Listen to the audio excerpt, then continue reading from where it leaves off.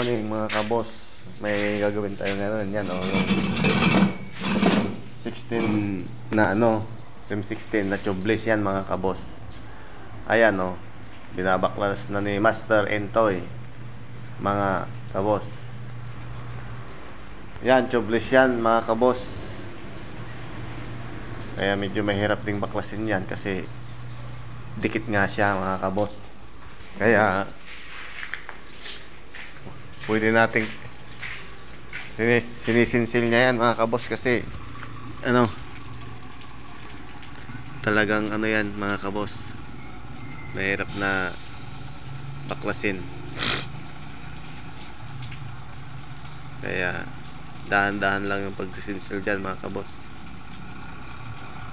para hindi naman masugatan yung gilid ng gulong mga kabos.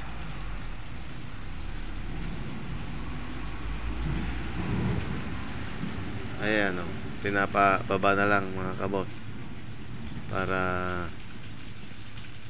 ano,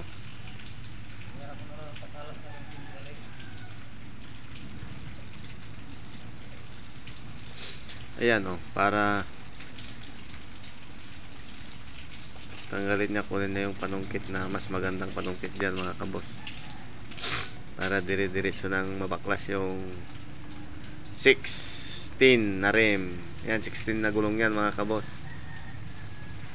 O, lagyan ng pampadulas para hindi basta-basta ano, para madaling matanggal yan mga kabos.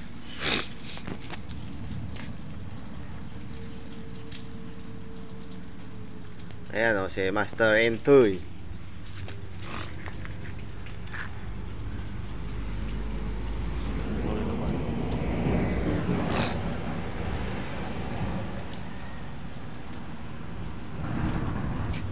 Ayan o, nadulas pa mga kabos.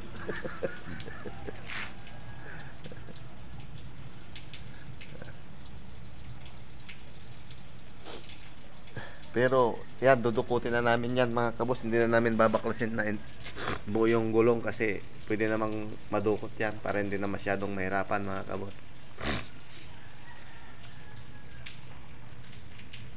Natusok ng ano yan, yung bakal, tornilyo.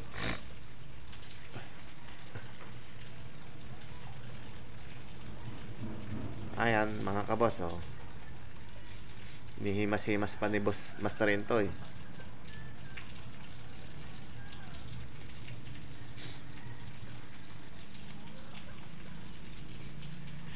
Kailangan din lambingin mo yung gulong para madali lang nabaklasin Kaya nilalambing ni Boss Entoy yan. A few minutes later. Yan andun yung butas noon natamaan sa gitna mga kabos. Yan hindi ko alam kung nakikita nyo kasi medyo madilim mga kabos. Kaya ayan yung gamit namin na pambulkanize sa tubeless mga kabos.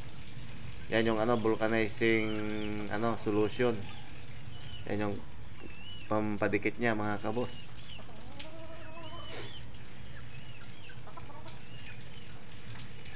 Tapos yung may nabili rin ako sa Shopee na pambulkanize mga kabos. Yung siya, German parts.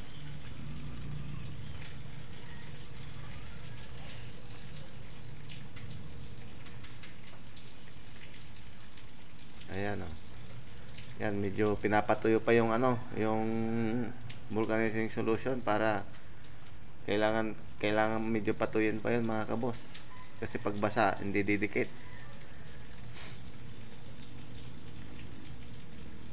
Kaya dinadasalan pa ni Master Entoy. Ayan mayroon pang siya, parang anong tawag yan si Master Entoy.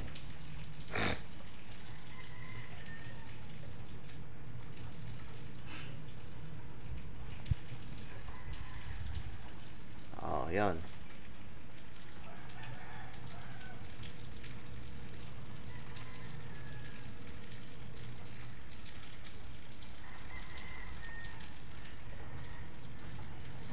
Tira na ni Master Entoy mga kaboss. Yan o, niroror niya para dikit na dikit yung ano, patche.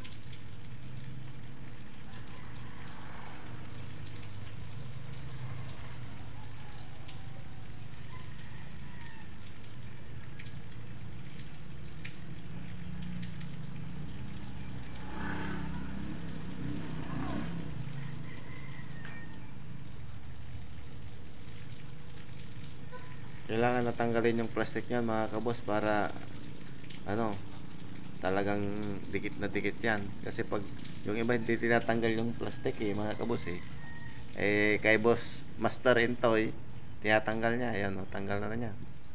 Tapos i-roll uli para dikit na dikit siya mga kaboss.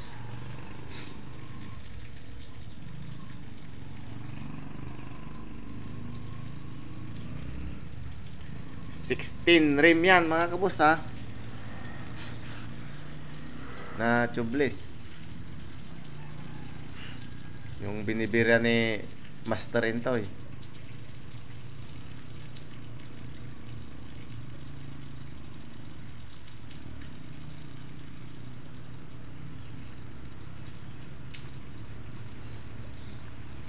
Yan mga kabus, kung ano, bago pa lang kayo sa YouTube channel ko, paki-subscribe na rin at paki-like na rin mga kabos para updated kayo lagi sa mga bidyong gagawin namin ni Master Entoy.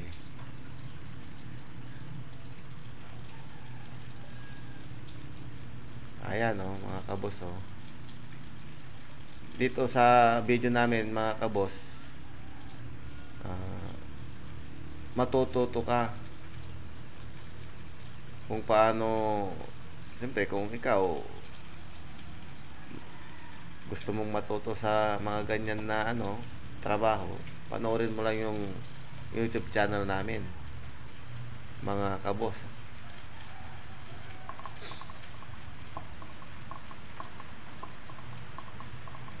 Ayan na, hangin na lang ni Master Entoy yung gulong mga kabos.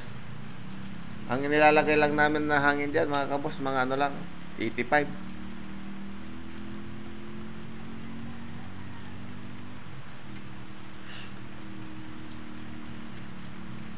Meron naman kasi pag sobra yung hangin yan mga kabos.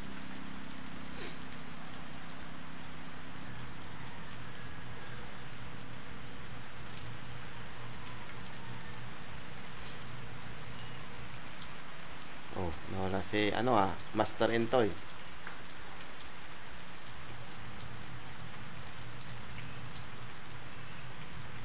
Ito mga kabos, sa YouTube channel ito, kung gusto nyo ring manood doon sa reels namin ni Master Entoy, search nyo rin yung Boss Ariel Vlog. Makikita nyo rin yun sa sa Facebook yun mga kabos. Mayroon din kami. Ayan hangin na lang niya ni Master Entoy mga kabos.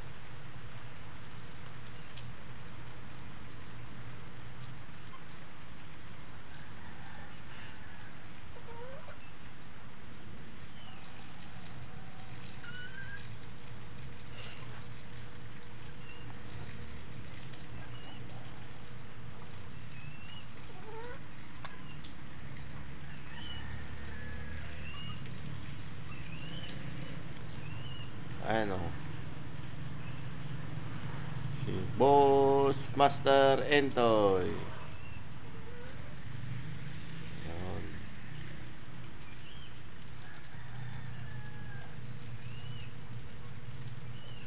Saglit lang na bombahan yan mga kabos, basta yung gulong yung medyo bago pa.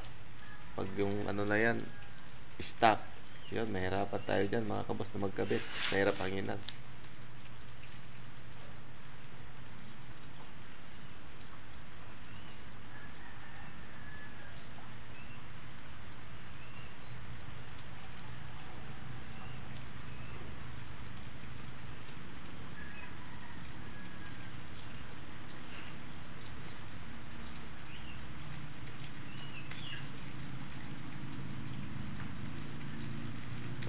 operasyonan pa ni Master Into yung ano, gulong.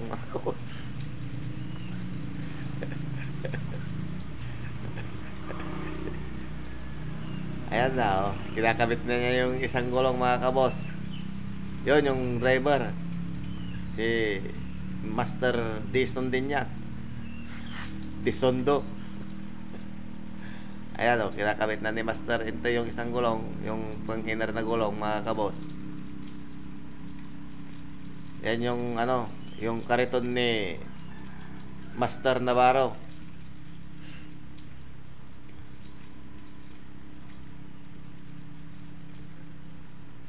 Ayun. Shout out sa'yo, Marshall. Ilalaban ko si Master Intoy kay Master Katiw mo. Pero ilalaban ko sa papugian.